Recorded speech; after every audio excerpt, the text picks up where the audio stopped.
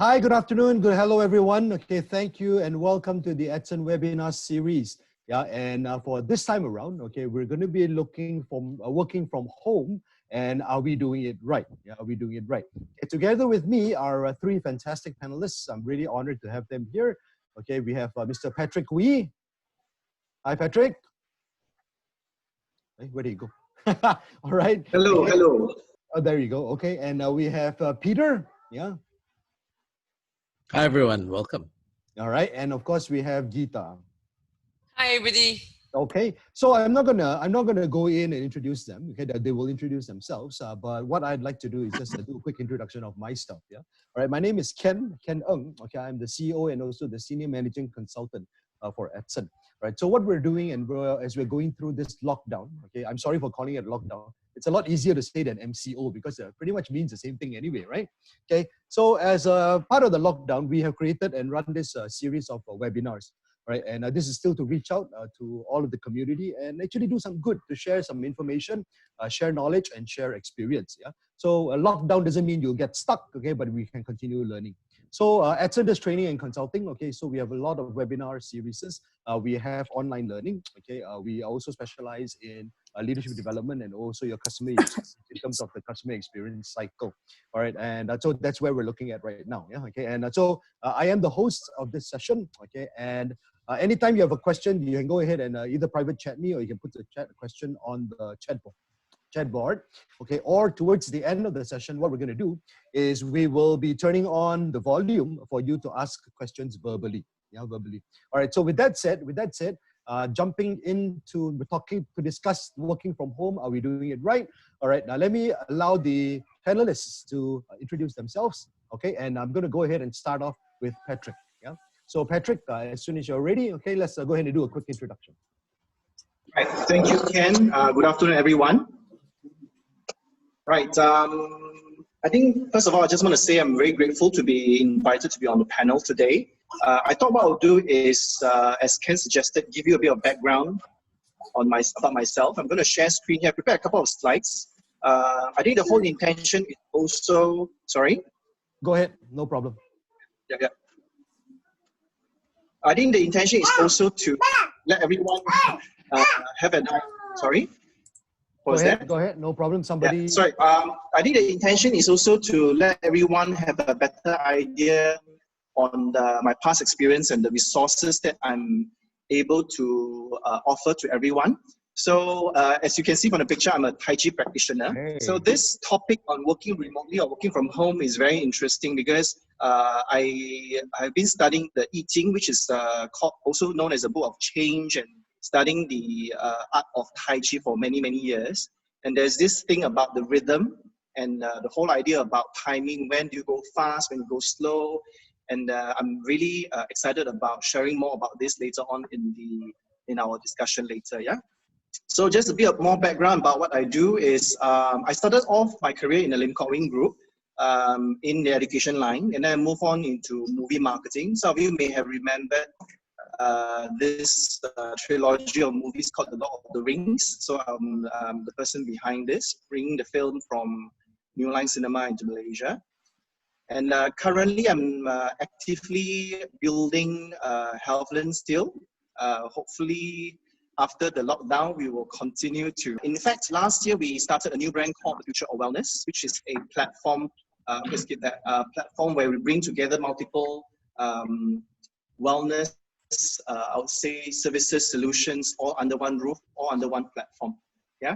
So the reason why I'm sharing this is, like I said, just to reiterate that make full use of me as your resource. If you know anyone, a close friend, family, or someone you love that has some wellness or health issues, I'm the best person probably you can come to get some resources or recommendations. Yeah.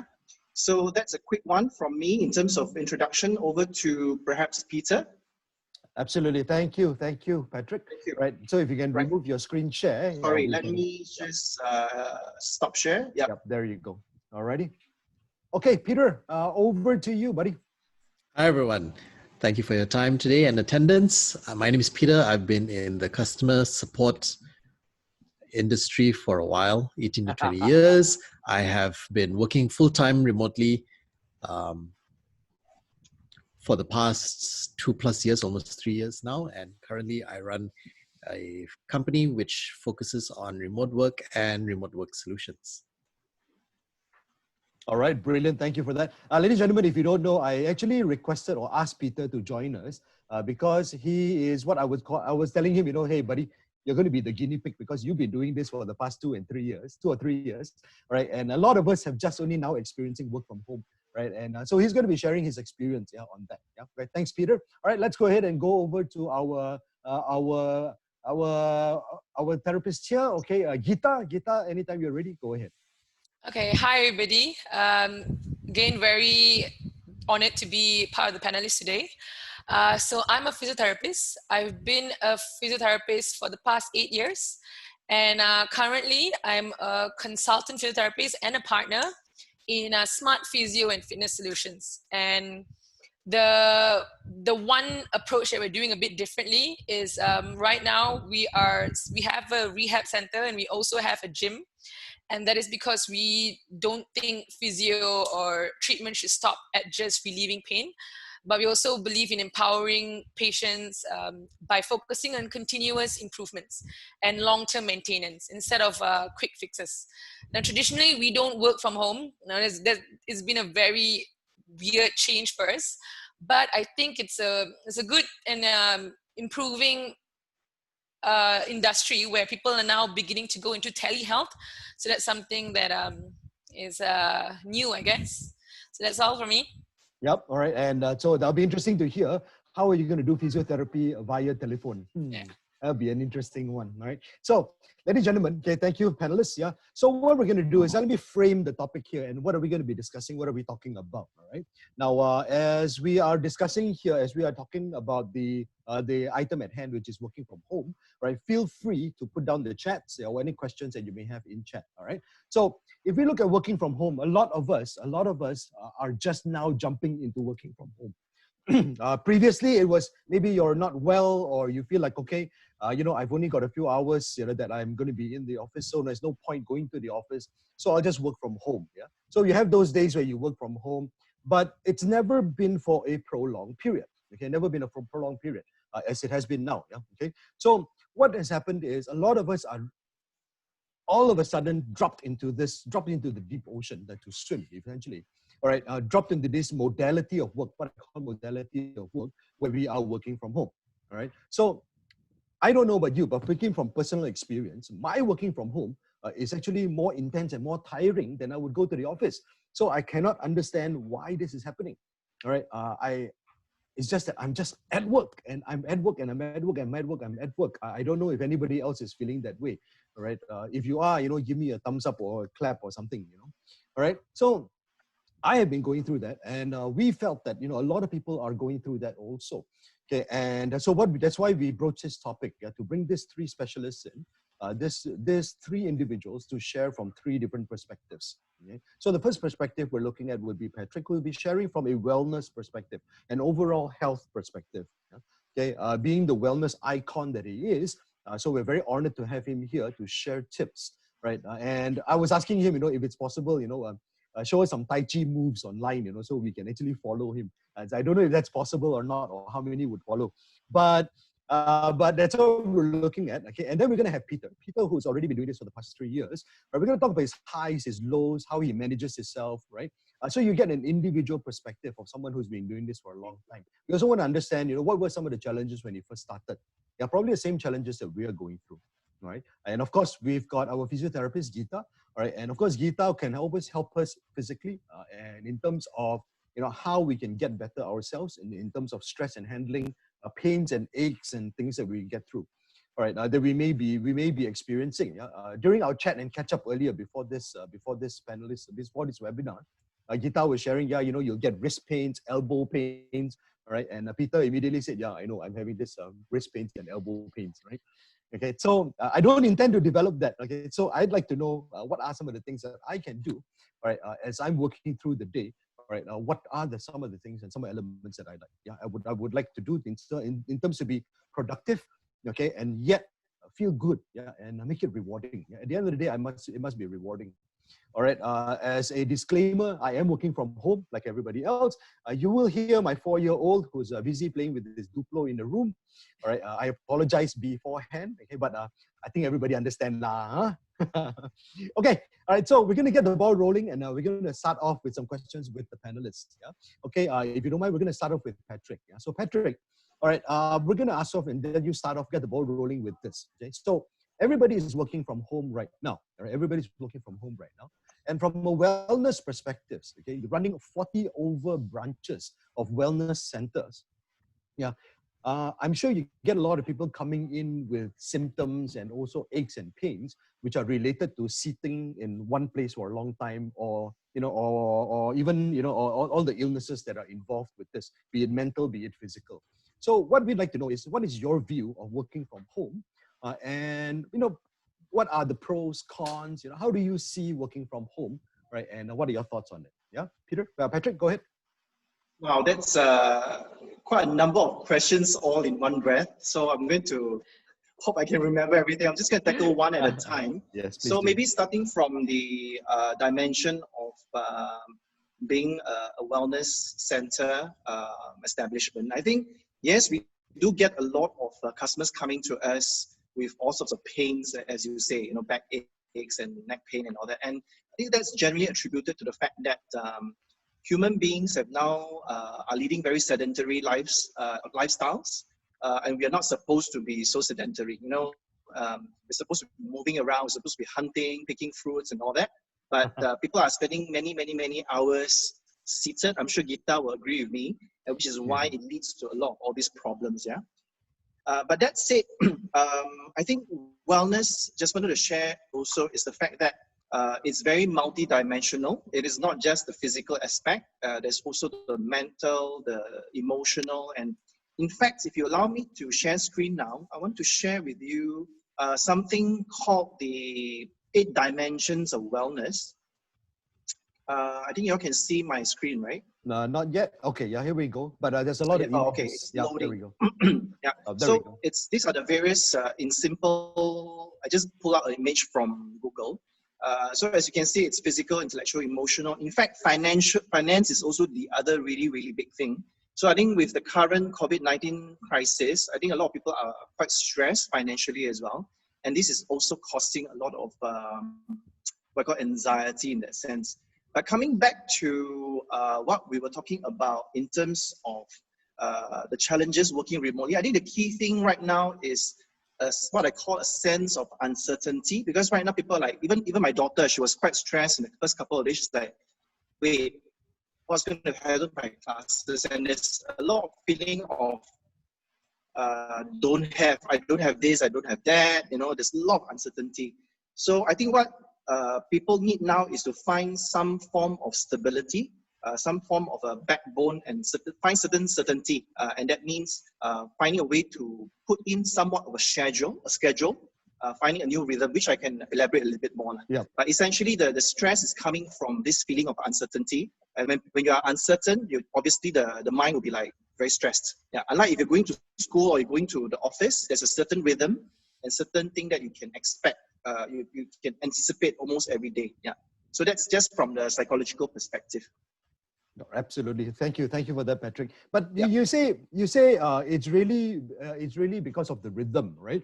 And if you look at the rhythm, we've been doing this for close to almost, I would say, about, it feels like it's been a month. I feel like I've been in a rhythm, but the rhythm is so intense, man.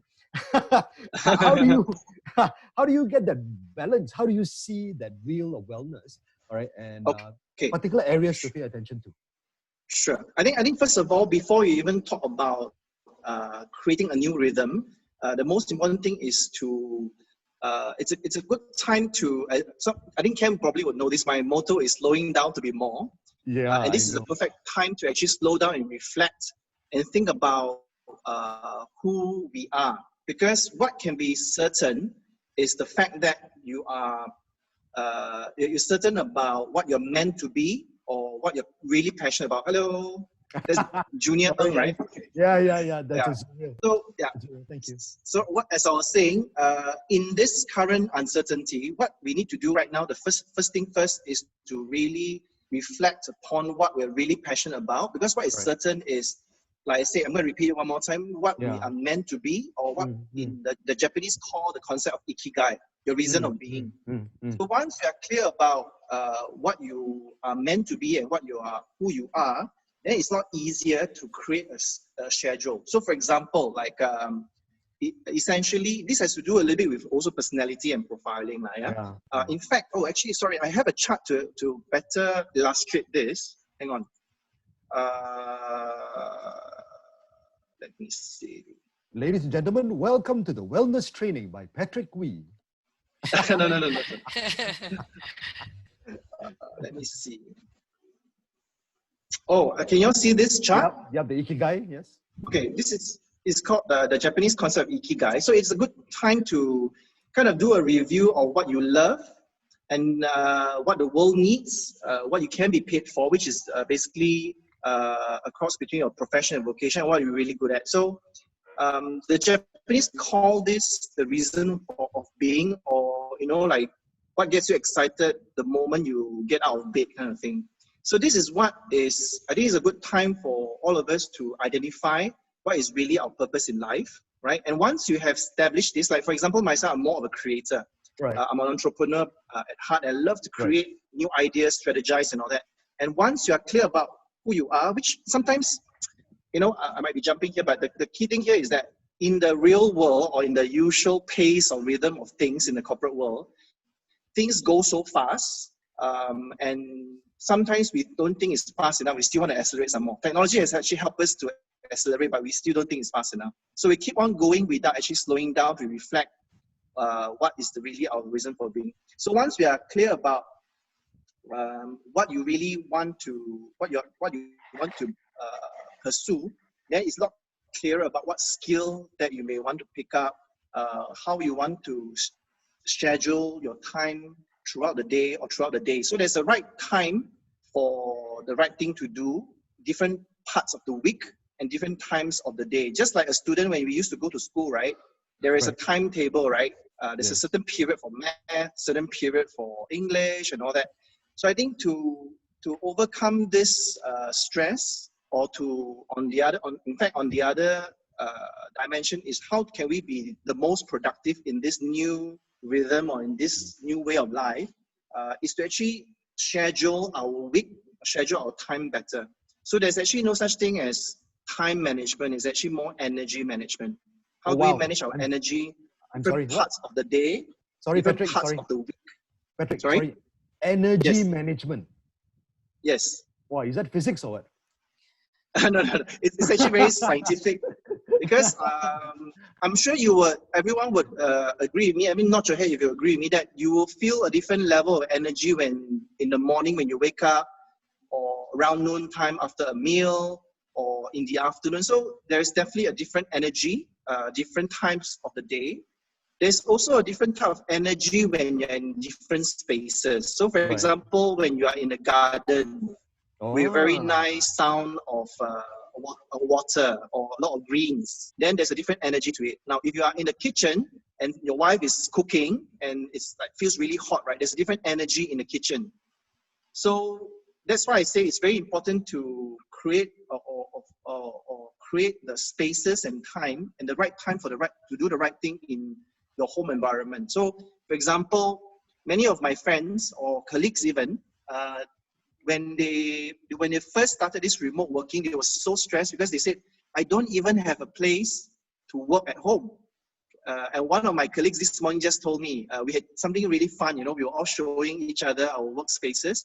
And one of them says that, look, I have to be trapped in my room because I can't leave my room because I've got not in a bad way, a senile senior citizen who's in the 90s. And you know, she doesn't have a proper workplace to work in. So she's a bit challenged in terms of restriction, but many of us have the chance to create or redesign certain spaces for different purposes. So for example, if I want to I want to create new things, I want to develop new ideas, I might be on my porch, overlooking my nice garden, you know, brewing up some ideas. But when I need to do numbers, and I need to really like be focused, I might go into my study and just shut out all distractions, for example. So it's a lot to do with environment, the environment that we design around ourselves. I hope that helps. Absolutely, absolutely. Yeah. Okay. Yep. Thank you for that, Patrick. Thank you. I'm looking forward to finding more from you how we can create that energy and really, cycle that energy and also develop a better rhythm. Yeah, from our daily practices. Yeah. Okay. So, Yep. all right. Now, having said that, okay. Are you done with sharing the screen? Oh, sorry. No issue. My apologies. No issue at all. Okay, so but let's take it to Peter, and Peter has been doing this for the past 2-3 years. All right. Okay, and I don't know if he's going to share his ikigai or. Well, actually, we'd like to know, right? When you first started? Okay, 2-3 years ago, I can tell you right now, working from home, I think the concept was just started, and everybody was just saying, okay, it's a possibility. Maybe people are doing it, right? And you dived into it and you started doing it. So share with us, what was it like beginning, right? And the challenges you've gone through, your journey to where you are now, right? So yeah, go ahead, take it away, Peter. Sure.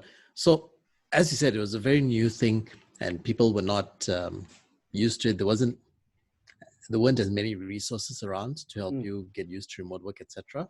So I think I was lucky in that in the current situation with what we're experiencing in Malaysia right now, people have been forced into a situation where you have to work remotely. You didn't have a choice, and you didn't have time to plan for it, most likely. I did.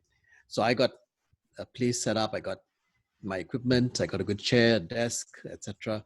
And in terms of wrist pain, etc., it's true. I've got a very nice wrist pad here as well to make sure that my wrist is well rested, good support. And I think those are key things to build as you go into your remote work and as it extends, or as you transition to remote roles, which I think will become more prevalent as time goes on.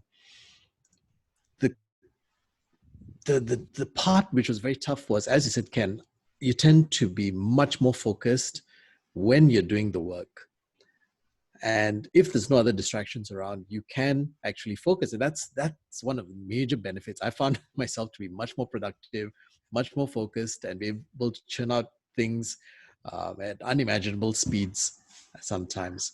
Unfortunately, because everyone is trapped as well, if you have a family, etc., around right now, you're going to be distracted by people around you, things around you. You may not have a dedicated space in which to concentrate your efforts and your work. And so you then need to, as Patrick was saying, find the right time and the right place. Find a nook, a corner, which allows you seclusion of mind. That's what I've done. I found a corner which works for me, right? And no matter what happens around me, I'm concentrating on my work. It doesn't distract me until I have time to let it distract me. But with remote work, yes, I do sit a lot more. I don't walk around as much. I don't get as much exercise as I used to. That's the horrible part of it. I have to admit, I get bogged down. I do work and I don't get up as much. And so, you do get the back pains, the neck pains, the wrist aches. I had a very bad wrist ache. I had to use a wrist brace for a while in order to get, and I still use it once in a while. I recognize that. Yeah, that's your bowling one, isn't it? No, it looks like a bowling one. It's not.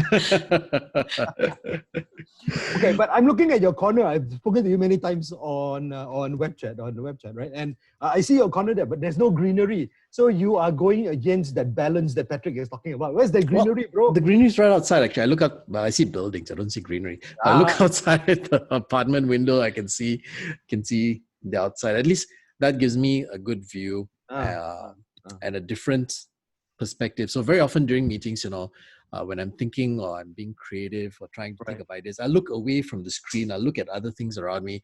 I've got 2 Rubik's cubes on my desk that I use to stimulate creativity. I've got my Lego as well. Wait, hang on. 2 Rubik's cubes.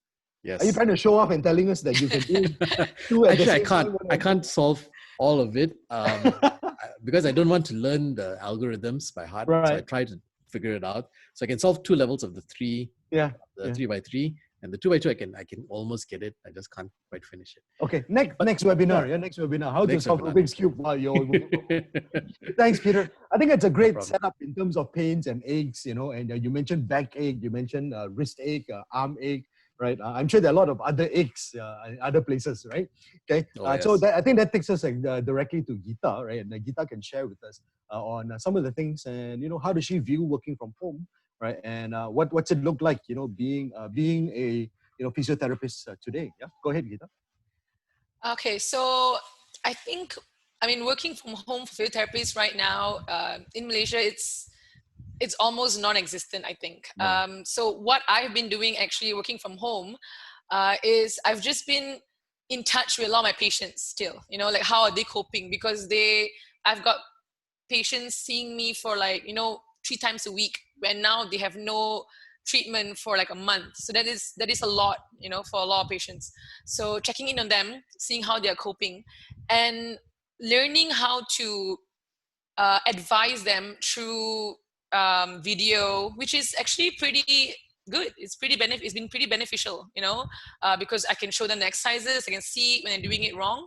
It's exactly the same. It's just that there isn't any like personal touch, which is okay still. They can still do the exercises. So I think that's been the most of the working from home. Okay, I'm sorry for interrupting, Geeta. Sure. You mean to tell me they set up a camera and they do the exercise and you view the exercise Yes. and then you provide the comments? Yes. Wow, that's incredibly difficult.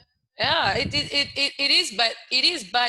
but also because I think also because you have a rapport. I have a rapport with these patients, so they're kind of also, they know what I'm talking about. If I tell them, okay, your hand is too high up, and so they kind of know it, because it is similar to what I'm doing normally when I see them.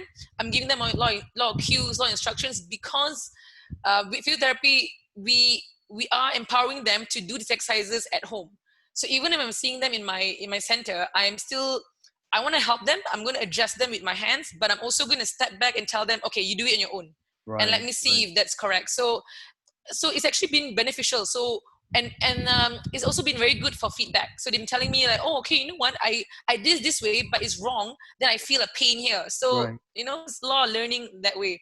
But so that's one of the benefits of it. But also I think in terms of them being home, and also because they are also working normally, but now that they're home, it gives them a lot of responsibility on what they can control, because you're forced to be at home. So now and these are people that normally are complaining about, oh, I can't not wear my heels to work Right. today, even though I have an ankle injury, because I have a meeting with this boss or this VIP, right?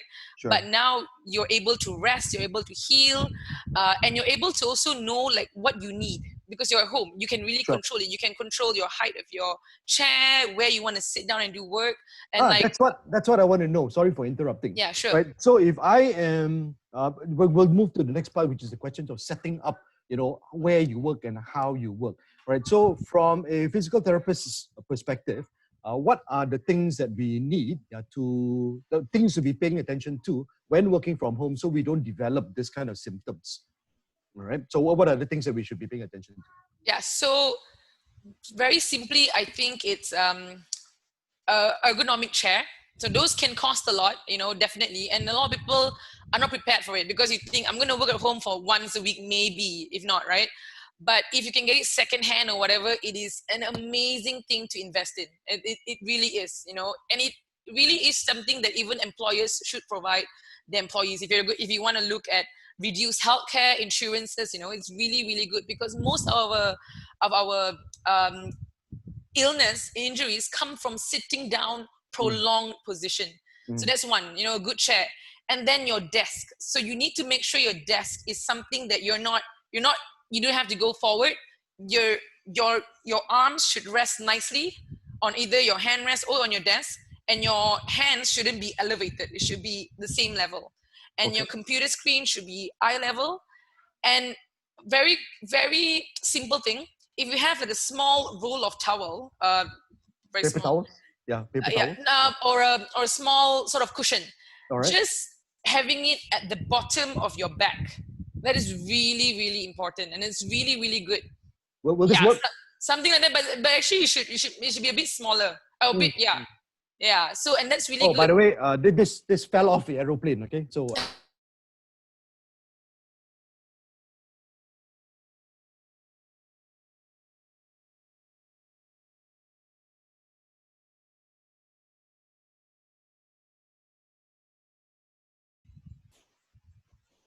Hi, folks. Sorry, I got disconnected. Yeah, is everybody back in?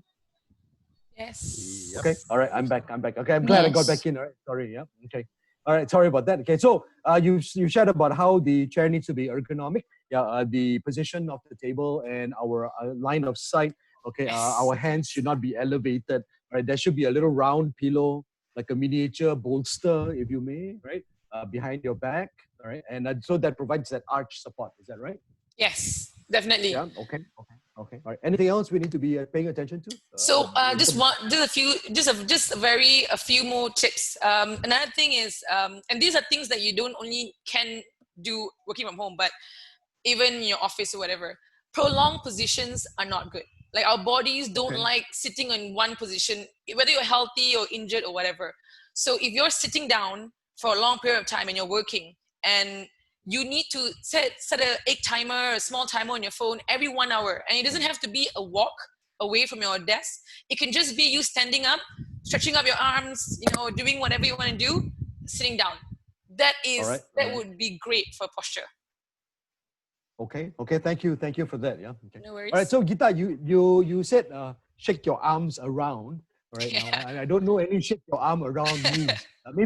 Maybe we can come back to that and share with us. What are some of the things we can do. All right. Okay. Now, so in terms of the setup of the place, yeah. Okay. What I'd like to do is let's get Patrick's view on that. Okay. And is Patrick here? Yeah. Okay. Good. All right. So Patrick, are you here? Yes. Okay. So Patrick, in terms of a setup of a workplace, so what do you think is the best setup from your perspective to get ready for working from home? Okay, but first of all, I just want to add on something to what Gita talked about, the importance of keep on making sure that we move. So I just want to add on that technology is amazing nowadays. There's a lot of tools that can help us remind ourselves, apart from setting a timer.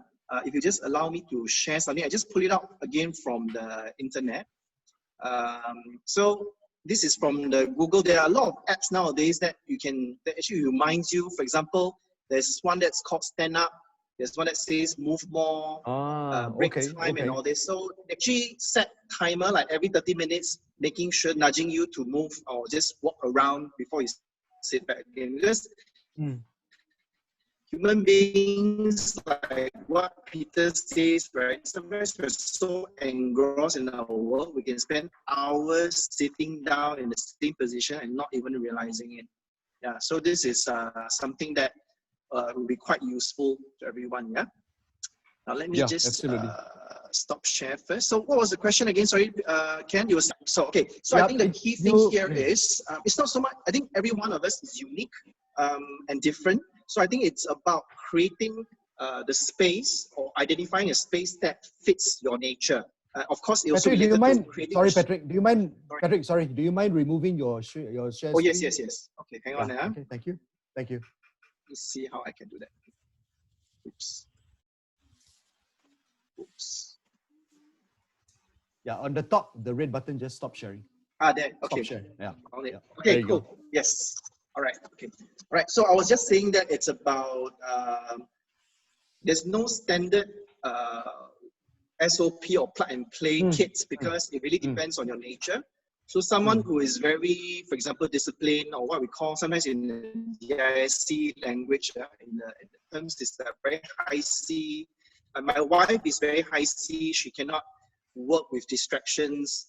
She needs to be in a room where there's no music and no one kacau her, So if you're that kind of personality and your nature is as such, then you need to find a place that's very quiet and everything's very organized and planned out properly. But if you're like me, because I'm more of a creative nature, I'm a creator, I like to move around all the time. I can work while I cook. I can have a Zoom call while I'm walking the dogs. Like this morning, I was having my circle time with my team, and I was actually also getting my son to mop the floor and clean the porch all at the same time. Sorry. Circle time. Circle time. Yes. Can you share that? Yeah. Well, what is this circle time? Actually, that's good that you asked that because talking about a schedule, it's important to create a schedule that will build a certain rhythm for us every day. So like me and my team, we actually have a 9 a.m. circle time, which is like a touch base.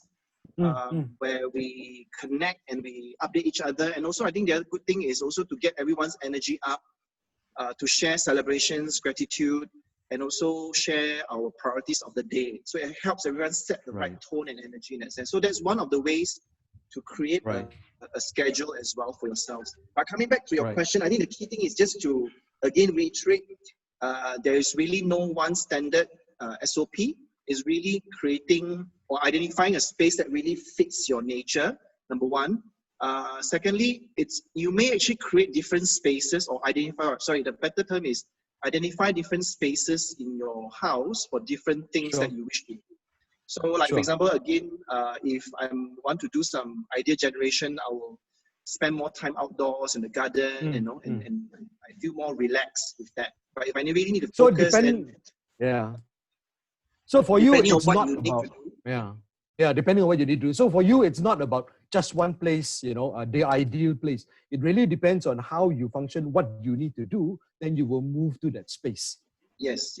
And the other thing you could do is, the other thing very interesting to create a flow or to heighten your productivity is also to identify different days of the week for different things or different, because it may not be your nature to do like more like clear bills and do all the paperwork stuff. But you know what?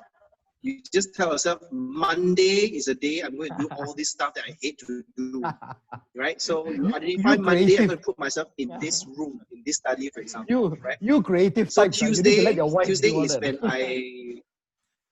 so on Tuesday, I spend my time in my music room, for example. Wednesday, I spend my time in the garden because I'm going to do a lot of idea creation. Thursday, I'm just going to be Thursday, half of the day, I'm just going to be doing a lot of phone calls and Zoom calls. I'm going to be in my living room.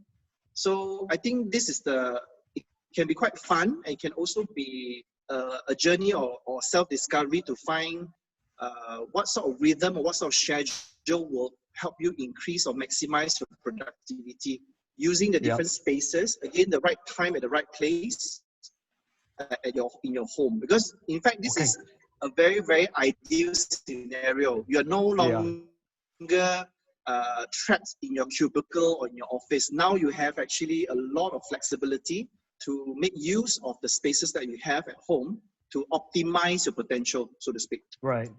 Good? I appreciate that. Thank you, Patrick. Now, you make it sound like I really want to go and work in your house.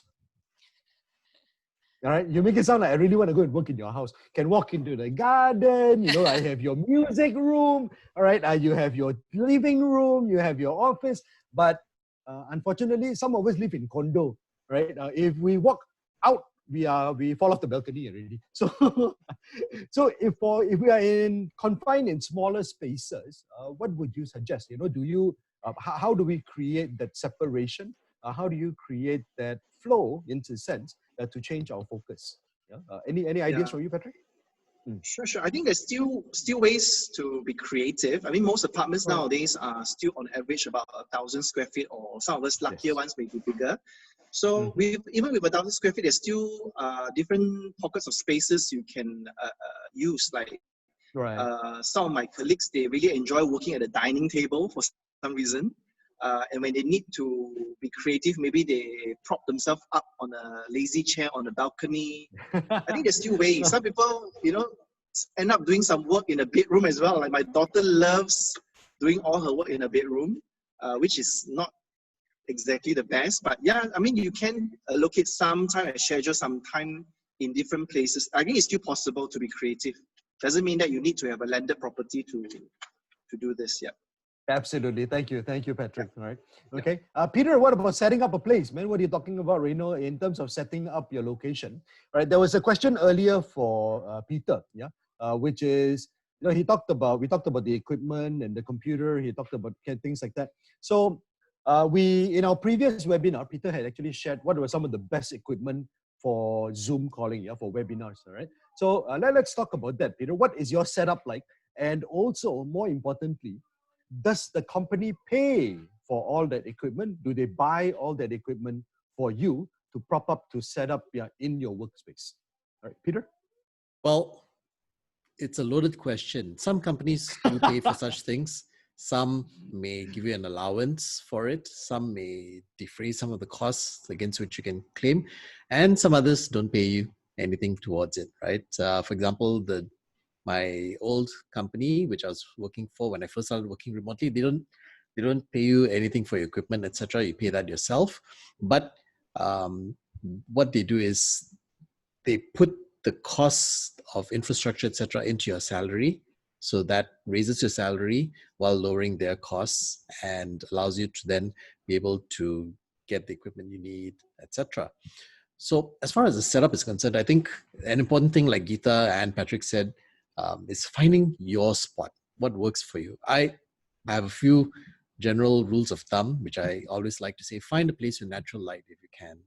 The natural light is great for setting your mood, making sure you're healthy, making sure your rhythms are aligned, especially if you're going to be working at indoors for long periods of time.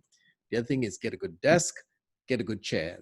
Mine isn't the most expensive when I got it from IKEA, but in these times, it's not easy to go and test. But what I always recommend is test something, find something that fits you, that you're comfortable with.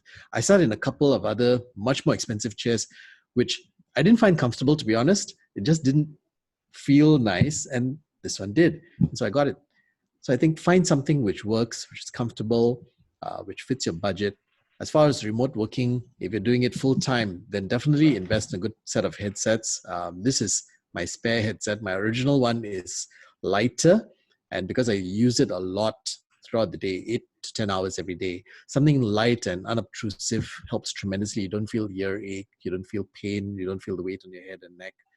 I think that's one of the key tips for people who are working remotely for long periods of time at a desk.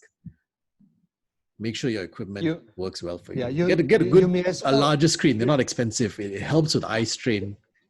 You may as well go ahead and tell them the model, okay? You know the question is going to come. Yeah, what model is your favorite model? Well, right. I use the Logitech H800 for my headset because it's got active noise cancelling for the mic, and it's light. Got it, and it's foldable. It's compact. So when I travel, I just fold it and I bring it along. I can't charge it anymore. The charging port broke, and I can't fix the thing back anymore. It's very sad. So, and wait. And the IKEA chair, which model of the IKEA chair? I don't know the model. Is this back in the day? I sat in a few. Yep, I sat in a few, and it fit well. All right. Okay. This is back in the day when you got a discount for IKEA chairs, right? Yeah, no, it's not. It's long after.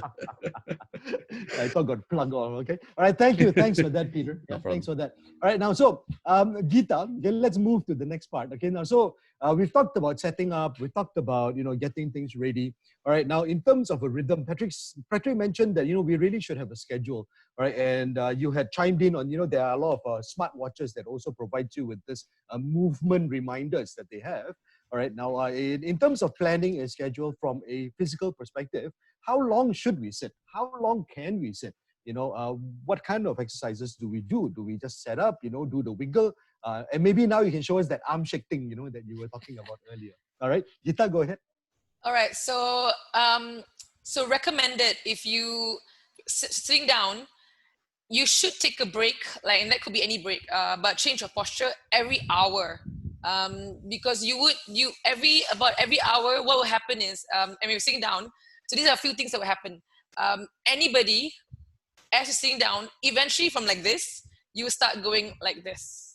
And this is very common. Everybody does this, So, and once your body, depending on how healthy you are or how fit you are, once your body knows it, eventually you'll do this. Because your body knows. Your body knows it's not very comfortable. So as a rule of thumb, in every hour or so, if you could go and grab a glass of water or stand up. And I think a very good stretch should be. So people always say okay, how do I know I'm sitting right? And what they do is they exaggerate. And that's not good, actually. That's really not good posture. So the best way to know your posture is a simple, if everyone could just do this, is takes 10. Yeah. You know what? I'm just repositioning myself and trying to do this now. Yeah. Right? So walk me through step by step, please. Okay. So what you want, you want to know your good posture by. So we call it an exaggeration. That means you exaggerate, really extend your back, and then relax.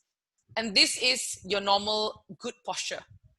You Not don't have. comfortable, huh? So It's not see. comfortable, huh? Okay, so why we're not comfortable now?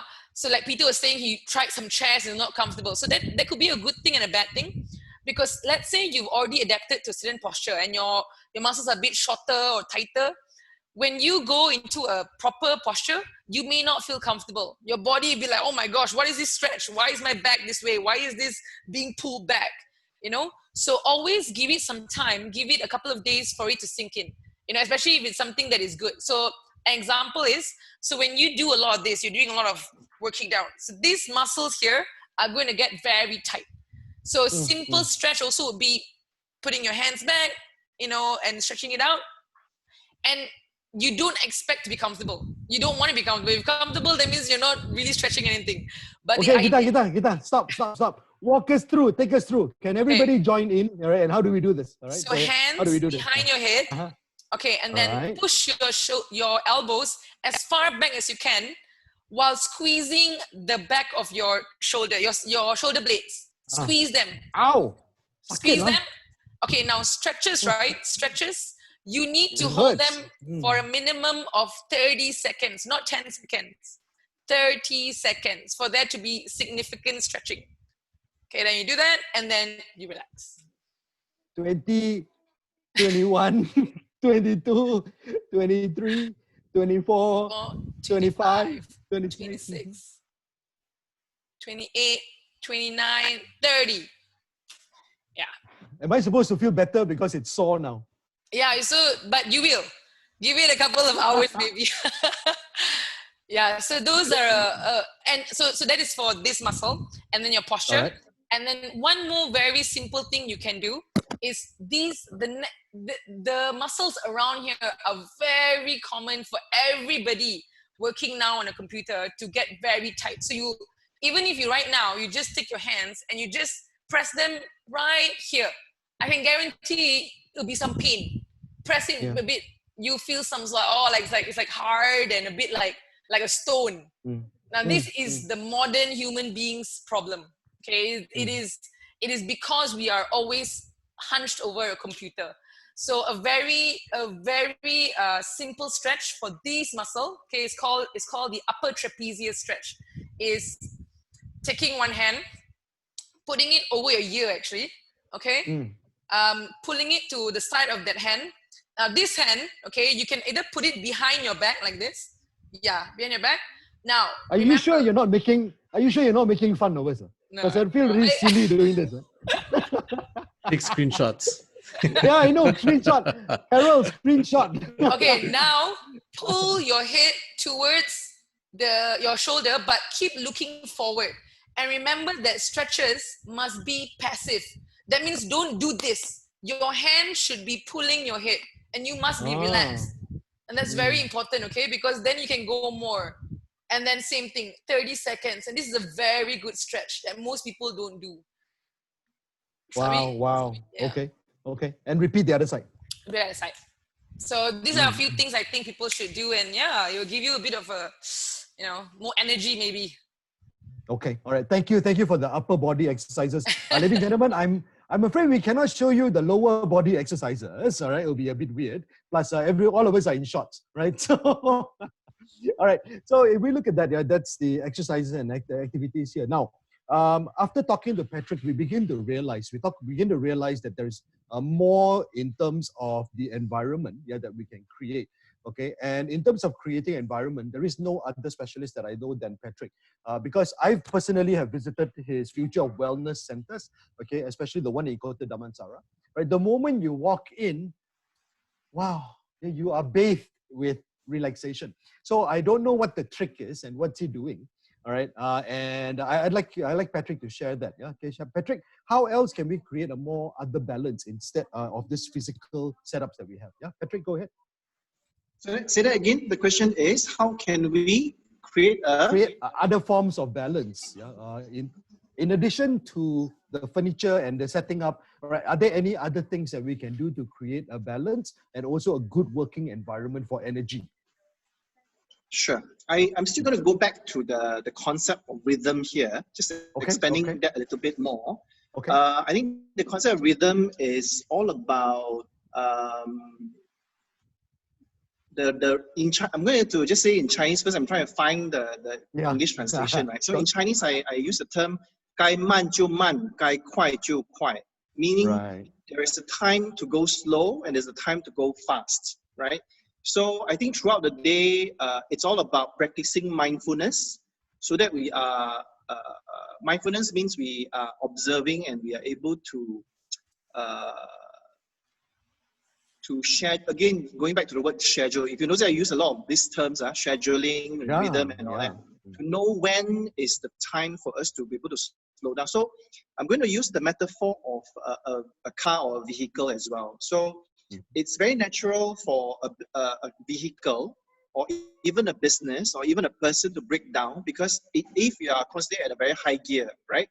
The car can't keep on going at fifth gear all the time for hours and hours and hours, right? You need to downshift sometimes, okay? So the whole idea about balance is knowing when to slow down and when to go fast, and you need to schedule this throughout the day. So for example, my day starts with typically a quick mindfulness practice. When I wake up, I don't immediately jump out of bed. I would spend some time in a way to, in a form of meditation as well, to be mindful, just observing what's around me, the temperature of the room, how am I feeling before I get up. So that's a short moment of mindfulness practice, and kind of also planting the seed, setting a dominant thought, what I want to achieve for the day, right? So that's also a form of mindfulness practice. And then what I do is I would then slightly later around 8:30, I would take the dogs out for a walk. I know it's MCO and all that, but then there's hardly anyone around in my Daman walking around at that time. So that's what everybody says. Social distancing. Yeah. That's what everybody says. Everybody do it, then die lah. No. I don't see anyone. I make sure I stay away, meters away from, if I do meet up and meet anyone. So, and then it's important to get out of the sun. The sun is a great source of energy, scientifically as well, because your body is actually able to produce calcium, and also vitamin D is very, very important for us. So 8:30 to 9:30 a.m. is the best time to be doing something that slows you down. So again, this is the best time for you to create a rhythm, because no longer do you have an excuse about being stuck in a jam for an hour in the morning, right? So you actually can create this rhythm for yourself, and the best way to start the morning is doing something like that. It's a mindfulness practice. Go out for a walk in the sun, or like for myself, I do Tai Chi, and I'll do some quick yoga stretches as well. Tend to my garden for a little bit. So that takes like an hour in the morning before I head into all my Zoom calls. So just an example of what happens in the morning. So, but again, there's nothing that fits everyone. So it depends on your nature. So you can design it. And some people are not really that, like myself, I'm a very, very morning person. Some of us may be night owls. So then your schedule and your rhythm and your flow might be different as well. But the whole idea is to make sure that throughout the day,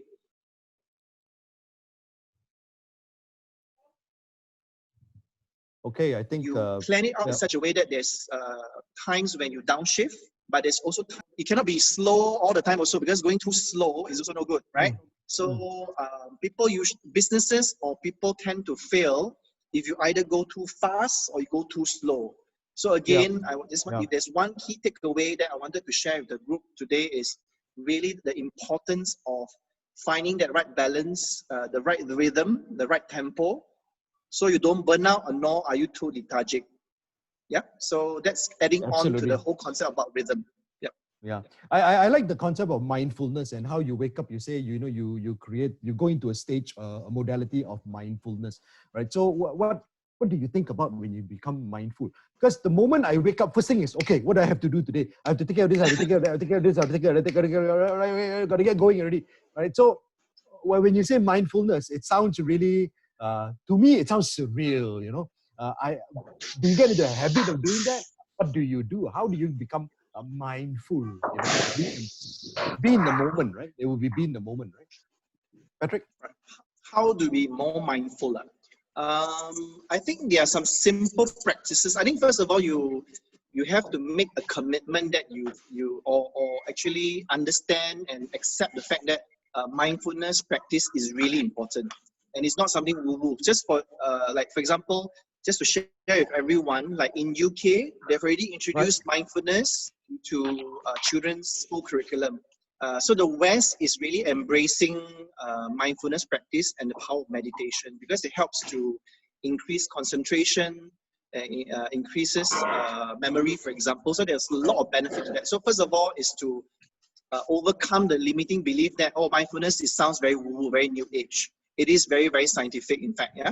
So that's number one. Then secondly is then, once you have accepted the fact that it is a very powerful state to be in, then what are the small little things you can do every day that you can create or new empowering habits, I call them, that you can introduce in your life. But I think the key thing is not to set yourself up for failure. If you tell yourself, you know what, I'm going to do an hour meditation every day, you know, that's not going to happen. Okay, so start with really, really simple and small adjustments. Like for example, one simple thing you can do is in the morning when you wake up, instead of jumping straight out of bed, just reflect and spend a few minutes observing your breath, observing your heartbeat, and go inwards. So when I say go inwards, it doesn't mean into a trance-like or in a very new agey kind of woo kind of feeling. It's more of going inside to observe your heartbeat and your breathing and all that. So that is a form of mindfulness already. Just being aware and being able to observe yourself in that sense. So that's a very simple practice. Just being mindful when you wake up in the morning, and just do that for a couple of days and you will observe a very, very powerful and significant change already. Okay. So that's something very simple. And there's so much resources online about how you can increase mindfulness. So I'm just not going to... no. We have the master. Just go online. Okay. Sorry? Okay, thanks. We have the master here, so I want to hear it. No, I'm not master. I'm still a student, but there's so much resources online about what you can do to increase the mindfulness. Yes. Absolutely. And I always get so zen when I talk to Patrick, you know. So it's like Patrick is like I don't know, like you've got this magic like Elsa of Zen, you know. All right. Anyway, there are quite a few questions, and let's go back to the corporate environment. And we talk about the corporate environment. We talk about performance management. When we talk about the corporate environment, we're talking about being responsive, being productive, being exemplary, you know. And how do we respond? Now, let's talk about that, and we'll take it to Peter. Now, Peter. All right, now you are working from home, and there are a lot of expectations from home. So a few things will come into play, I think related to the question just now that somebody shared on chat, which is in terms of performance management, in terms of expectations, you talk about a headset, all right? So are you expected to have your headset on all day, all the time? How responsive are you supposed to be? If it's your lunchtime, if a call comes in, do you have to take the call all the time, all right? Being human, I will go to the restroom. Is it proper etiquette to bring the headset with me to the restroom? All right. When I'm eating, you know, I may be eating KFC or ayam goreng McChicken, right? Okay, and McD, and I'm crunching, and it's so crunchy, and people hear me on the phone. So, what are some of the things in terms of performance management and etiquette that you can address and share with us, Peter? Go ahead. Sure. So, there's a few different things to examine here. One is, in the current situation, everyone's working, or many people are working in 9 to 5, 9 to 6 environment. And in such an environment, you need to set boundaries around your own time. Your breaks are your breaks. And if your company can't accept that, they need to adapt. In honesty, it's only fair that you have your breaks. You need it. You need to disconnect and unwind a bit during those periods so that you can then focus full energy when you need to. But is your boss calling, bro? Then you say, I'm so sorry, I missed your call. I'll message you back later. You know, I'll follow up with it. Why do people insist on being connected all the time and at the whims and fancies of everyone else? It doesn't really matter as long as you produce the quality of work that you're supposed to, right? That's my personal view. And I think I'm lucky in that working full-time remotely for a global organization and now running my own company, we focus more on outcomes and deliverables than 9 to 5, 9 to 6, whatever it is. We work a 40-hour week, but the hours you work are yours to work however you arrange, even around the 7 days if you do so. I actually advise my team, though, not to do so because you need days off, you need time off. But let's say you have an urgent deliverable. You can work your hours around your time. I split my day into several parts. I'm lucky that way. So I work chunks of time and I have time in between to do other things that are important or give me pleasure or give me relaxation or family time, etc. I have at least a bit of flexibility to do that. Many people Right. don't. But as we go forward with remote working and with work from home, we're going to find more good organizations are going to have to learn to do this. Now, Yeah. I saw there's a couple of questions around how do companies know what their people are doing? How do they performance manage this, etc. And I know a lot of managers. Sure. Peter, sorry for interrupting. If you don't mind me just interrupting 1 second. Now, you mentioned that you work chunks, all right? Yes. So do you have fixed hours of chunks, or is it really based on the workload and priority of what needs to be done? All right. My issue is everything is important all the time. It is. Right. My day is one chunk. It's not broken into different chunks, but it's just one big chunk, right? Okay. So how do you separate that and identify those chunks? Sure. So I think one of the key things is to set a schedule and stick to it. I think it's very important to build a rhythm, as Patrick said, and a rhythm which suits you. Some people do better in the morning, have a bit more energy. Some people a bit late in the afternoon, some people a bit later at night. And you'll find even during those periods, you have peaks and troughs where you have more energy or less energy and where you're more creative, less creative, etc. Find what works for you and set the types of work that you do in those chunks. Concentrate on one thing at a time and then go to the next and the next. You try to do everything at once, you're going to find that you're working longer hours and doing less effective work. So I do split my day up into chunks, but these chunks are timed and planned. I know from this time to this time I am going to be working, and generally I know the type of work I'm going to be doing at different points of the day. And I set aside the time for that because that's how I've arranged my time. But even for those who are stuck with 9 to 6, etc., and synchronous work where you must be in contact with people and at the same time, you can still split your work types into chunks and give yourself short 5-10 minute breaks in between. That's really important. I do that even with my work to make sure that I have time to refresh, unwind, just stand up, stretch a bit, grab some water, etc. It's important to keep movement in your daily workflow so that you can concentrate again when you need to. So that's how I do it. Now, going back to the performance management bit, I think many companies now are working synchronously where everyone's working at the same time, and they're used to having people in the office and seeing them and being able to talk to them and say, oh, okay, this guy is working, he's at his desk. But the truth is, you don't really know that, right? And I think companies are going to move away from that to a more asynchronous structure, similar to what I have right now, where you rely on data to tell you what's happening and how to coach to improvement, right?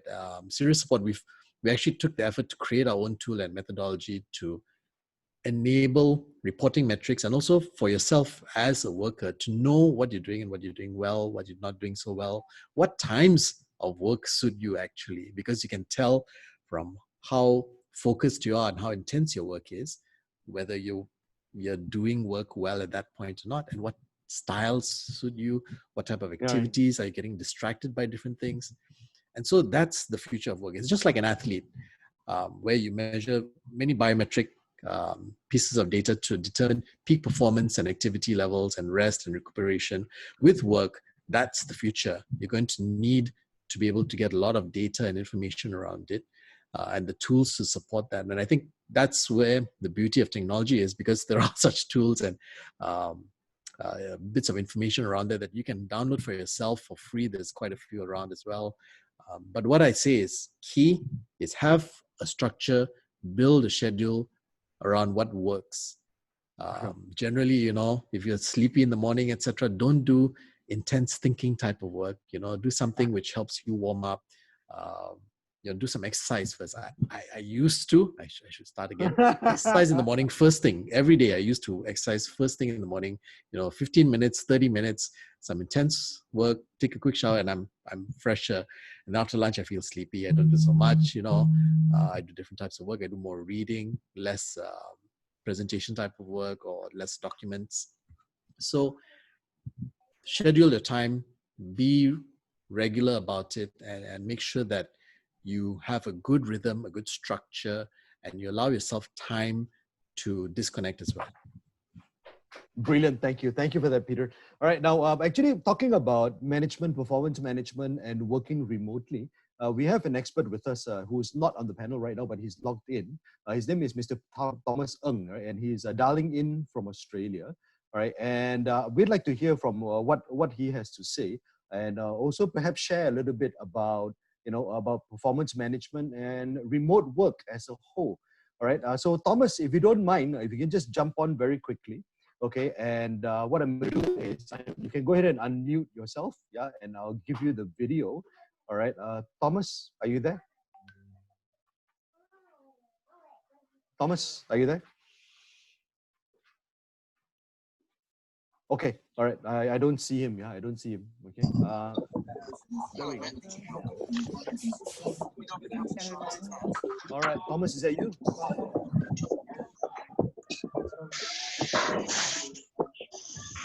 Okay, I don't think so.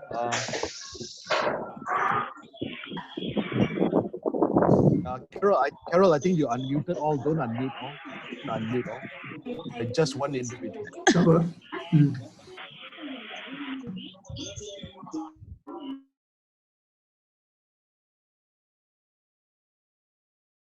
Ken, you're on mute. Okay, Thomas, are you on? Thomas, can you hear us? No? Okay, all right, never mind. Gita, let's move to that. Yeah, okay, now you had a question here, a long question, right? And actually specifically to Mr. Tay's question. Mr. Tay says he's got a pain on his neck. This is the part where, I'm sure all your friends and everybody you meet will come to you and say, hey, Gita, why here my muscle? So I think we have a scenario here. Okay, panelists, if you don't mind, Gita is going to do some consultation with Mr. Tay. Mr. Tay, are you there? Mr. Tay? Where's Mr. Tay? He also gone. Wow, so many people drop out. Sorry, I'm back. Sorry, is this Thomas? Yeah. It just dropped out. Okay, hi there, Thomas. Yeah. Is your video on? Yes, the video is on. All right, okay, so we can spotlight you, that would be great. Hi there, Thomas. All right, ladies and gentlemen, Thomas is a remote employment specialist. Yeah, I think I'll let you introduce yourself. And we'd like your thoughts on remote management. All right, how do you manage a remote team in terms of performance management? And also for a work from home individual, all right, what kind of metrics are we looking at to measure my performance? For you to know that I am performing and I'm being productive. Yeah, go ahead, Thomas. Introduction first. Okay, so well, I have a company. We are already 12 years old. We have about 100 people working for us, scattered across more than 10 countries. We have no physical office anywhere. Everybody works from home. And our customers are mostly governments and multinational companies.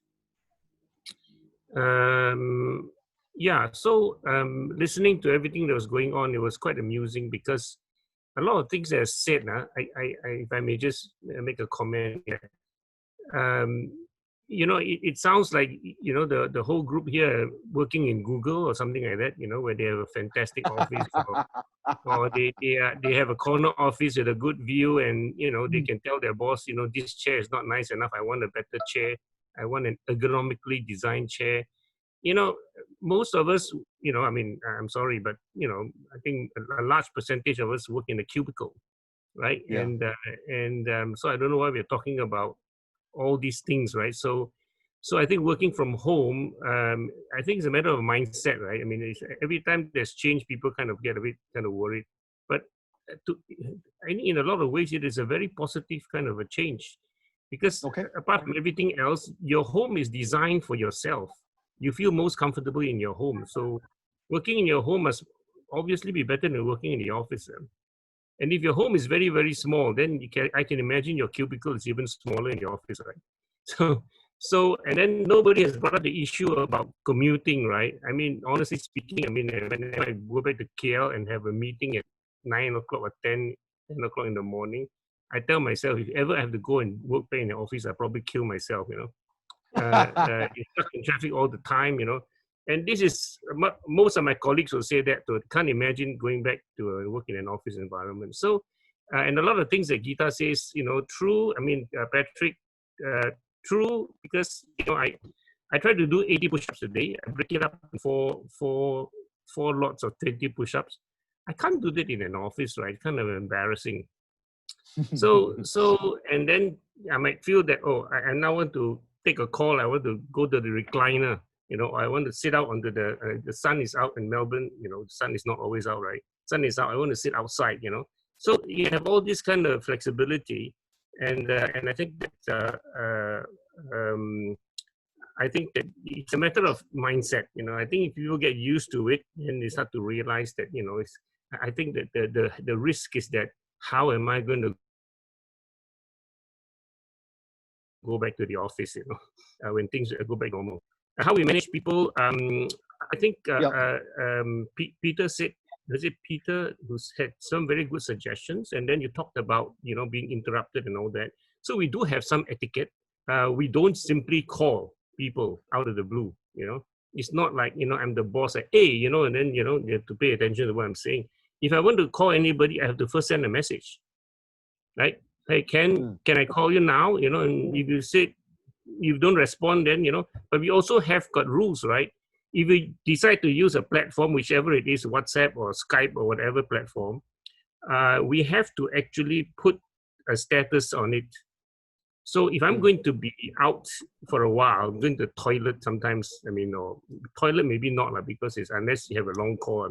If I go for lunch, I would put there, out for lunch, and we must put down what time we are expect to be back. Because it's nothing more annoying that you try to contact somebody, he says, I'm out, we allow people to go and walk the dog, right? Out walking the dog. And then he never says when he's going to come back, right? And you don't know when he left, so he's got to be gone for 3 hours. So some rules and regulations have to be in place, and it is more respecting each other than anything else. Right. So we don't call people out of the blue. And even like sending messages, we try to, a simple thing like you don't send a message in 10 parts, right? Because what happened is that you're working in an email and then suddenly your Skype window pops up, there's a message, then you go to it and you look at it, and then you go back to your email and then pop, another message comes up. It's a continuation of the previous message. So you said that if you have something to say to somebody, type it all out and send it out in one go, right?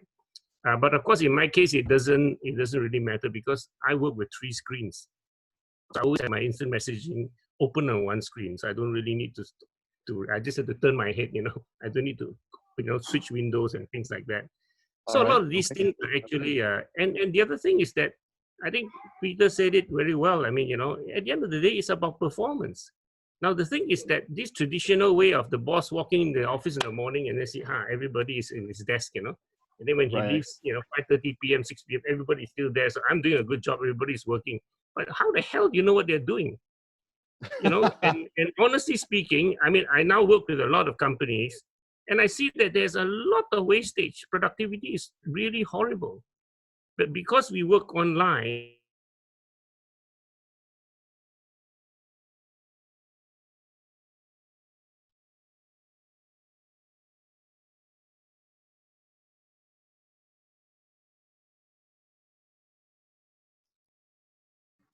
one of the downsides of working online, unfortunately. Yeah, that's right. The internet. Yeah. Okay. Thomas, continue. Anything else? Yeah. So I think that every manager has to watch over his. Okay. All right. I'm not sure if it's me, but everything's frozen. No, it's not you. We do have tools. Oh, okay. There's a chat here. Is that me? Yeah. Go ahead. So one of the tools that we use is called Time Doctor. I don't know if any of you have heard of this.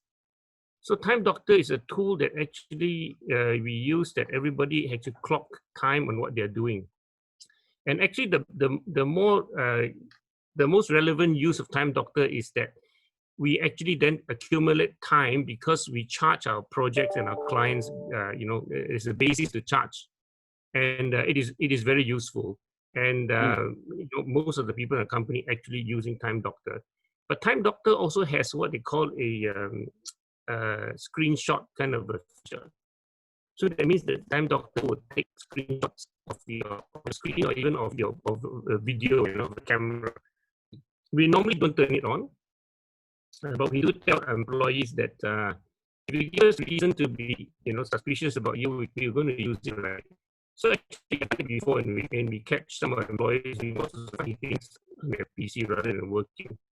But you can do that, but we generally don't. And in fact, our rules and what Peter said also relevant is that we don't tell people they have to work from 9 to 5.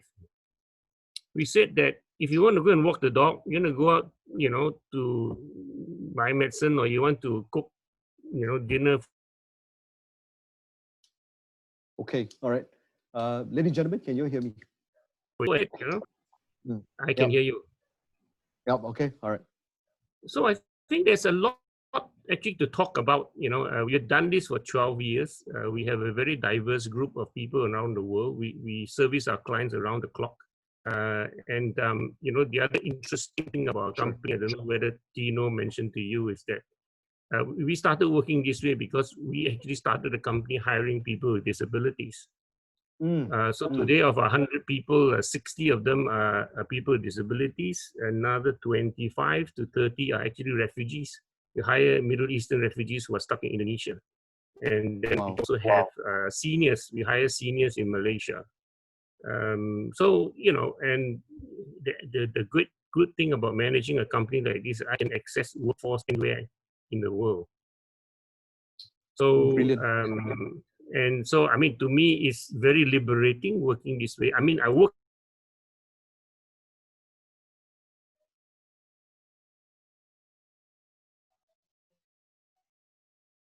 Okay, ladies and gentlemen. All right, ladies and gentlemen. Okay, I think we kind of lost Thomas. I was an expert for 15 years. Thomas, Thomas, yeah, we lost you again. I can hear you. Oh, okay, all right. Okay, go ahead and wrap up. Anything else you want to add? Well, I mean, I'm happy. Time is limited, and I'm happy to share. Thank you. Thank you very much, Thomas. Okay, all right. So what we're going to do now is we're going to take some questions. Okay, and this is the question that we had from Tay, right? Tay with the pain in the neck. Yeah, Gita, did you see the question? He put it on chat actually. All right. He says he prefers to just type the question to you. All right. And he says, I'm a programmer. I realized that I have a neck pain since a couple of months ago, and this bothered me. Should I go for a treatment, a Chinese traditional acupuncture physician, or a doctor? Okay, Gita, what do you think? Okay, so Tay, right? Yeah, I read his question. So I think actually, first it'd be good to realize some things about the pain. Like if it's going on for a couple of months, have you done anything about it? Have you put ice on it and see whether it goes away? That's very important, because if putting ice on it is going away, it could just be a muscle sort of tightness, which you don't need to go to any doctor or whatever. And then it'd be also good to find out what is aggravating it.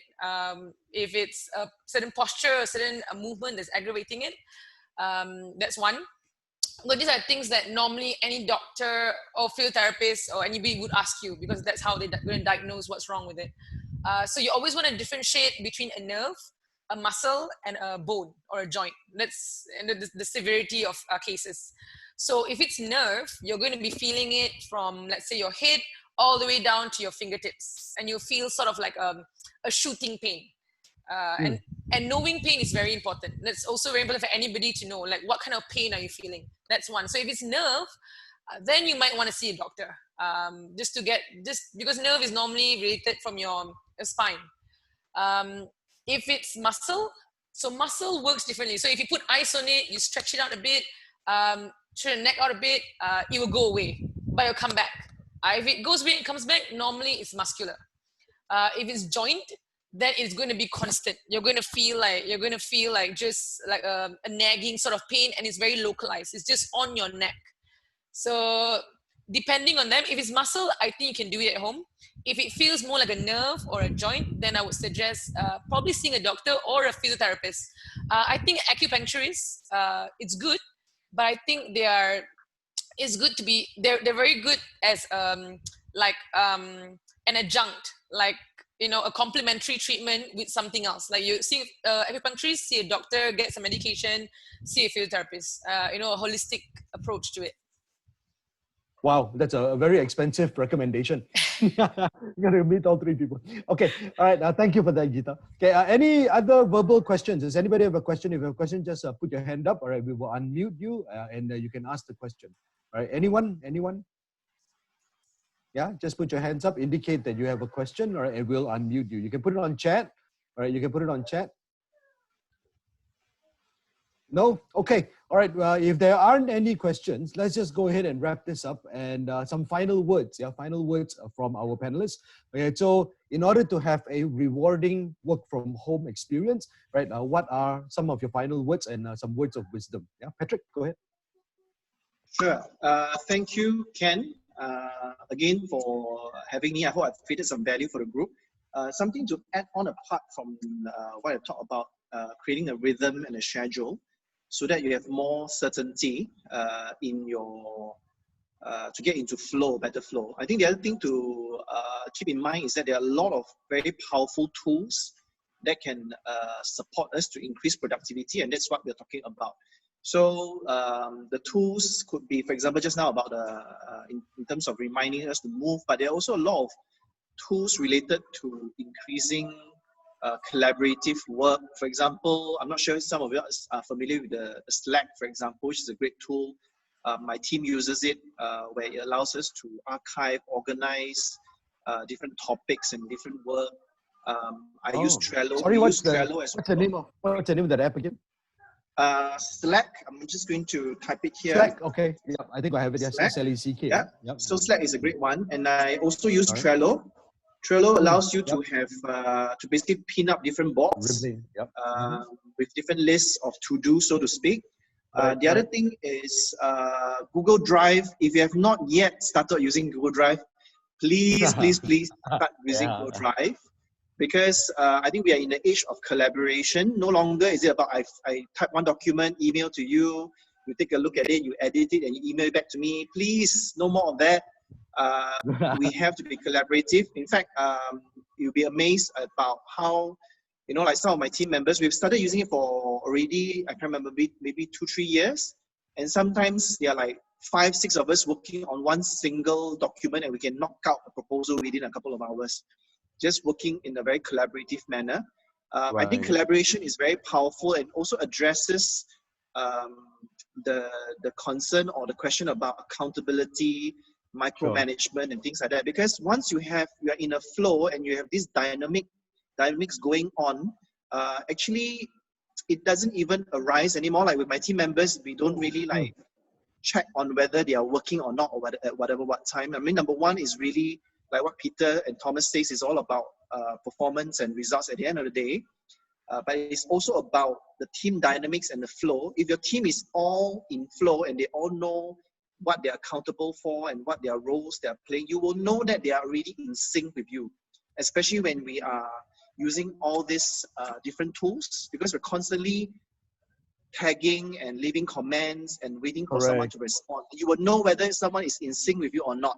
Because if this person only responds to you like a day after, then this person is not in sync. You get me?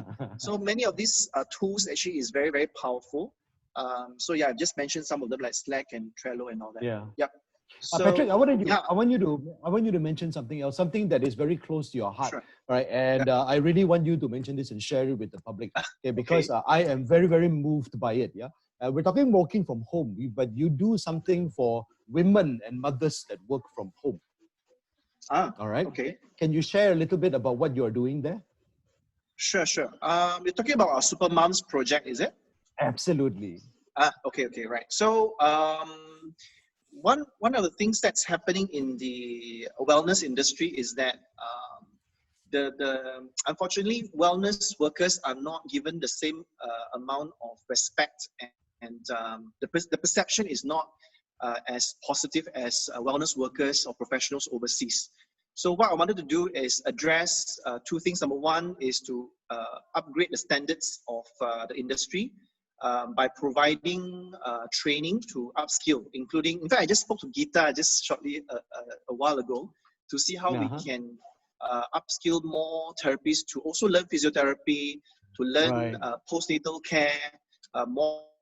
So what they are learning is more professional on one hand. On the other hand, is also looking at opportunities to see how we can help single mothers, especially. It's quite shocking. There's more than, I think 10 years ago, there was already close to 900,000 single moms in Malaysia. And hence, we wanted to see how we can work with the corporates. And the good thing is we recently got Maybank Etika, who's very keen to support our Super Mums project to help single moms. But at the same time, there are also a number of other NGOs and companies who have reached out to us to say that they would like to also offer micro entrepreneurship, or even there's a company that wants to sponsor. It's actually a Facebook training company, Facebook marketing training company, who wants to train and empower women in learning digital marketing from home. Right. So thanks for the opportunity, Ken. So for me to share this. So if you know anyone, any single mothers especially, who would like to go into the wellness industry, or they would like to be involved in some micro entrepreneurship or work from home, literally in the area of Facebook marketing, let me know, because we do have sponsors and corporations who are willing to support and empower these women. Yeah. Absolutely. How can people reach you, Patrick? What's the best way? Maybe on social media, that's probably the best. Yeah, look for me on Patrick Wee. In fact, before I close, right, I would like to also share something with the group. My team and I, we have set up a Facebook group called Sehat Bersama Malaysia. Am I allowed to share that here? Okay lah, never mind lah. Just one chance lah. Okay. Yeah, so this, I've just shared it on the screen. It's called COVID-19 Sehat Bersama.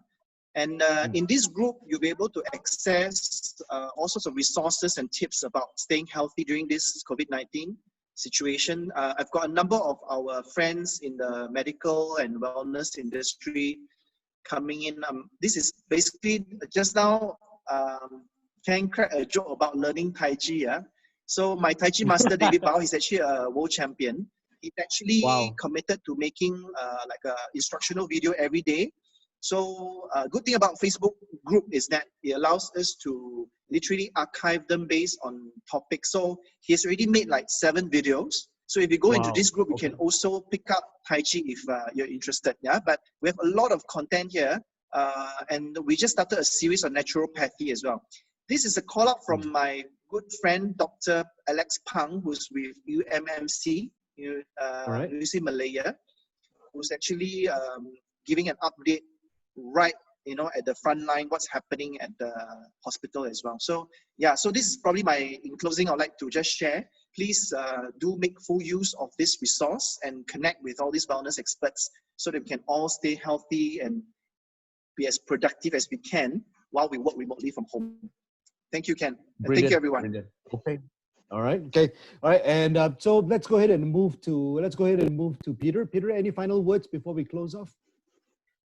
A few. So thanks again, everyone, for the questions. Some of them were really good and helped us expound a bit on our experiences. And I think there's a lot of value in what people like Patrick, Geeta, and myself have said, and Thomas as well.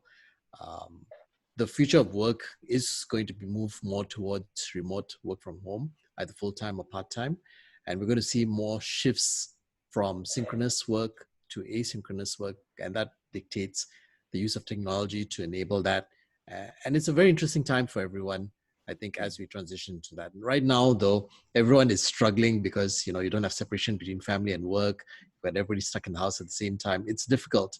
But hang in there, use technology, use a good structure, have open and good dialogues with your family about times that you need to be concentrating and you need silence, or times when you're free, for example, to do other stuff. Right. So make sure that communication is very clear and very open. And that way you can help work through these times where everybody is cooped up together and hopefully make it work for you. Yeah, I also have I always play with these kinds of things. I also have these finger exercise things and all that to keep stretching while I do work. I've got yeah, this as well. So, you know, have things around which help stimulate motion, movement. Even if your fingers, I always move my toes, my feet, my fingers, my hands. You know, so I'm not just sitting still all the time. Right. Okay. No, it's something that Peter and I always talk about, and it's really about managing a remote work staff. It's really showing appreciation to your work staff now. So all the managers out there, for all those leaders who are looking at implementing work from home, or even now you don't have a choice, your staff is working from home. You always lose the sense of belonging from your staff. Yeah, and you need to really show that you care for them. You know, we are so worried about performance managing. Are they working? Are they sitting down in their desk? Are they being productive? You know, you really must show that you care for them first, before you even put all these performance management programs in place. You know, one of the few things that we'll do, this is very simple, basic. All right, one of the top 3 accounting firms, okay, and I'm sure you all know who it is, right? So my sister is a consultant with them. So what they have done is every month they will send 3 boxes of face masks and hand sterilizers. Okay. All right. And does your company do that? Okay. Do anybody know any companies who do that? Right? So these are the little things that really show that you care. Yeah. There are some banks that we're working with that we put together packages where we are putting together, you know, packs of little face masks, little hand sterilizers, little massage things, you know, things to make people, you know, help people work better at home, right? To show that you care, to reach out to them. Right. So for all the managers out there, please don't think performance only. You must show that you care. You must show you're connected with your staff. But before you do that, yeah, contact me. We'll talk about more of these things, and we can look at these campaigns that we're running. Okay. So let's move to Gita. Gita, final words. Ken, before we move across, yes. just one quick thing as well to add, which is, you know, to add to what Thomas and Patrick have said, remote work is also another great opportunity for us to connect with and utilize parts of the workforce we never would have normally, and which are disenfranchised or underserved. For example, single moms, full-time stay-at-home parents, people with disabled children or parents where they need to be home to take care of them, retirees, Right. etc. We've got a few people. My partner Craig, for example, in Washington, has an employee who's quite seriously disabled, but because of this, is able to earn a good living. We pay him fairly well, and we accommodate his needs. So he needs about a couple of hours off at lunch to attend physiotherapy, etc., because he needs it. And we arrange the schedule around him. It's not a big ask for him to do that. And in return, we get a marvelously trained, skilled, knowledgeable worker. It's a win-win for everyone. So I think that's the other thing that, you know, push your companies and organizations to look at, helping get more people from society into the workforce who could contribute very positively. A lot of them have a great amount of knowledge and skill, and it's a great time for remote work to help enable those people. Absolutely, absolutely. I think that's brilliant. That's a brilliant advice. Yeah, and to deploy that, right? I mean, like Thomas was saying, that most of the people they hire are you know, I don't want to use the word disabled, yeah, but they're not able to be moving around, right? And they are refugees that help that. So I think it's a great opportunity to do that for all of us who are starting to work from home. Your job is at risk now, because if you're not unable to meet those performance standards, all right, there are a lot of people ready to take over your job. Okay, so Gita, final words, please. Your mute is on. Oh, you're on mute. Yep. Gita, you're on mute. Okay, sorry. Okay. That's right. Okay, so thank you for this opportunity, and yeah, some questions were really good.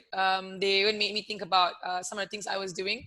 I think I'd just like to end with saying, maybe just commenting a little bit. So I think it's really, going back to a little bit to what Thomas said, you know, like our homes are normally where we are most comfortable, which is generally true, but I think it's also very important to maybe know that some of us, because we don't, depending on our living conditions, there may be people who do not use the home as most of us might look at the home. Like if you're working from home for 12 years, yes, your home is going to be something that you have built and you're very comfortable in. For most people who are renting, refugees who are working wherever they're working from, right? So I think little things like what maybe Patrick has mentioned, like chairs and tables, I think it would be a very good adjustment to that lifestyle. And because even now, when we are not working from home, or we are working from home, we still get people coming in mostly with injuries from work, and we don't do much of manual work these days. The people that come into us are people who are working in front of computers. So Right. there's something that is missing there. And yeah, I think there's a very good space to expand. Yes, find a space that's comfortable, build that, and yeah, it's like, so if you're somebody who's doing 80 push-ups a day, that is great. Please continue doing that. But yeah, but generally, in 2016, about that, the statistics was 1 in 4 Malaysians is sedentary. And this is a huge problem. And whether it's working from home or working from the office, this isn't going to change. Like, yes, mindset must change, but the concept of movement is very important. Like, people are talking about standing and working, and even in offices. So maybe that, put your laptop somewhere, stand for a while, sit for a while. And yeah, so I think these are really, but I completely am, it's amazing how Thomas and Peter and was saying that, you're empowering a lot of people who aren't able to commute to places normally, and then it gives you opportunities to go for physiotherapy, which is so important. And and it also improves their productivity, and I think those are really amazing things to be done. So yeah, thank you, everybody. Okay. Brilliant. All right, now let me just wrap things up. Okay, so thank you all the panelists. Thank you, Patrick. Okay, thank you, Peter. Thank you, Geeta, and also thank you, Thomas, for chiming in from Melbourne. Okay, and I think Karen kind of encapsulated everything very well here. Karen, thank you, Karen. Not official co-host, but thanks for helping out. All right, she said, thank you for the tips from Ikigai to energy management to creating the space and schedule, the setting up of how you work. Right, working in chunks. Not my style of big chunk, but breaking into small chunks. All right, the balance, the working etiquette, working from home etiquette. All right, and something that Karen added was, as a manager, as colleagues, be aware of parents who have to prepare meals. I'm beginning to realize how difficult it is to plan for 3 meals a day. All right, and to cook for the 3 meals also. It's a nightmare. All right, so be aware of that and have the etiquette. Okay, the ergonomics of how you sit. Okay, the movements that's required. Okay, the apps that we can use. Let me just run through the apps. The movement reminder apps. We talked about the Time Doctor. We talked about Slack. We talked about Trello. Right, so all of these things will help us move to where we are today. So the future of work is working from home. Right. Final word for management teams and also your companies. If you're going to be moving work to home, a lot of the organizations I know during this lockdown, during this MCO, have started moving their office equipment to the staff's house. Get this, yeah? They're moving office equipment to the staff's house. We talk about chairs. The office chairs are actually shipped through the staff's houses. All right, using Bungkus8 or Lazada, whatever services there are online that can actually ship things. So you can use that. Right, computers are being sent there, laptops are being sent there. In fact, our team, we sent computers to their houses. Had everybody take their computers home, right, to do what's required. Right? There's nothing worse than not being equipped to do what we need to do. Okay, and last but not least, we really need to, like what Tino said in the chat, we really need to empower our staff and trust our staff to be able to do what they need to do. As a staff working from home, final word is discipline. You need to really have discipline to do what you need to do.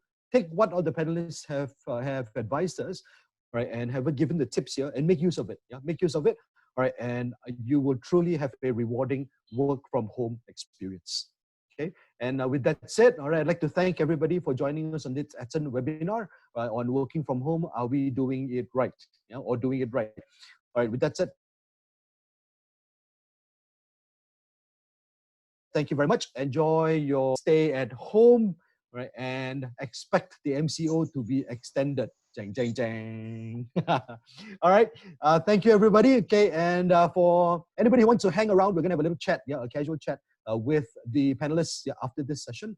All right. So we're going to close it off now officially, stop the recording, and then